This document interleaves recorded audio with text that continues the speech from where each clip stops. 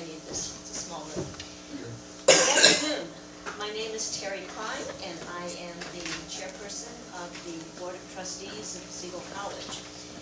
On behalf of the board, I would like to welcome you this afternoon to this very special program of the Siegal College Summer Institute.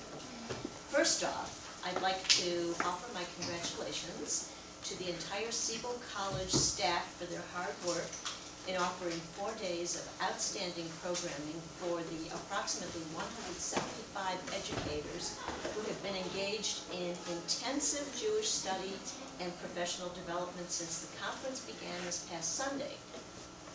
I would especially like to single out Dr. Jeffrey Shine and Dr. Brian Amkraut for their vision and perseverance in making this institute come to fruition. I had the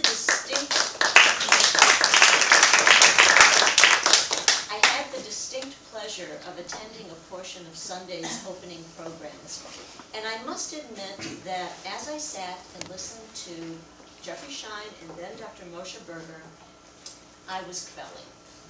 Having been involved at Siegal College both as a board member and as a student, I'm certainly well aware of what it is that we do and the fact that we do it very well. But being in that large auditorium at the college and seeing it filled with local and out-of-town educators, and I might add, I guess, out-of-town from way out of town, not just, Akron, Canton, I was reminded again. That's out of town. It's still out of town. I was reminded again of the excellence of our teachers, of our programming, and of our importance to the community and the future of Jewish education. I am very proud of what we do. This afternoon, we are opening up the conference to a wider circle of Jewish education by including lay and rabbinic leadership. We have a wonderful panel of out-of-town guest scholars, Nili Simchai, Vicki Kelman, and Naomi Less. Our panel will be facilitated by none other than our own Dr. Sylvia Abrams. Dr. Abrams is the former academic dean of Siegal College, is a past chair of the National Cage Coalition, and continues to be an important teaching presence for us at the college and in the larger Cleveland community. And so, without further ado, I have the distinct pleasure of turning the program over to Dr. Abrams.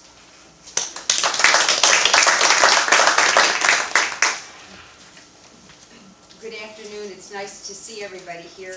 I'm going to make sure that the mics are used in case there's somebody who has a little bit of difficulty with hearing.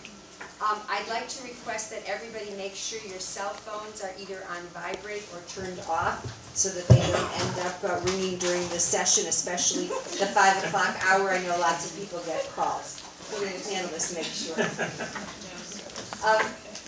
You can tell that a lot of people here are former Cage people. The Cage people all came dressed casually. The people who usually attend professional conferences came in ties and jackets. So, and I came as the Cage person. Let me tell you how we're going to plan to spend the next hour.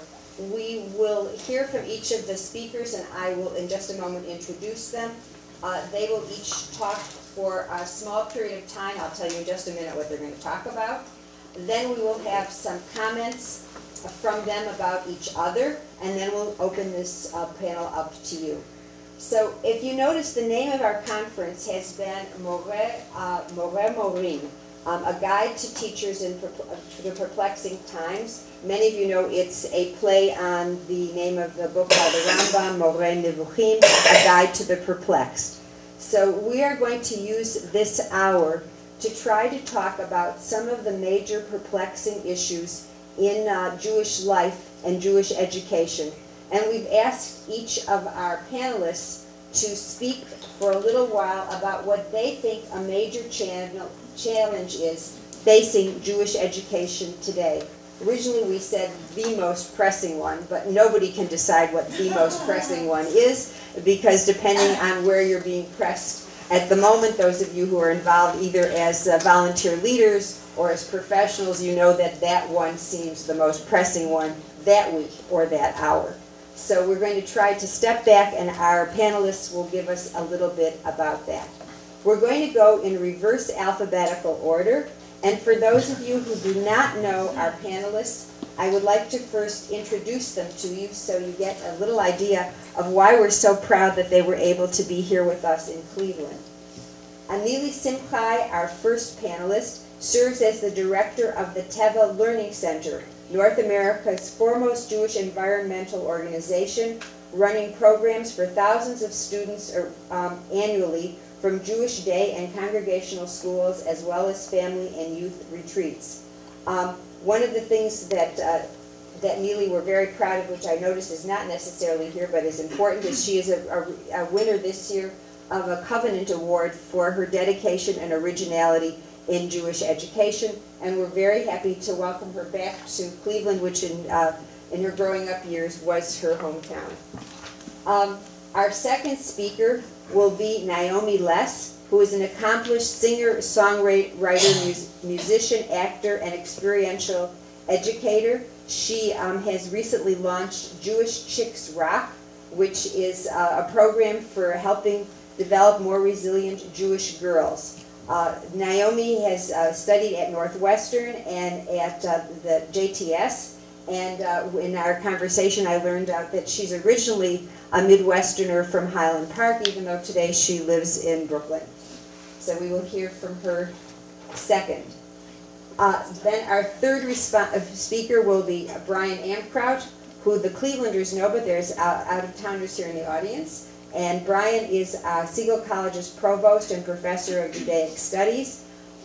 His area of interests are 20th century Germany and Zionism and contemporary American Jewry. And besides his first book, he is presently very interested in digital culture's impact on Jewish life. And that's, I think, what we're going to hear from him about.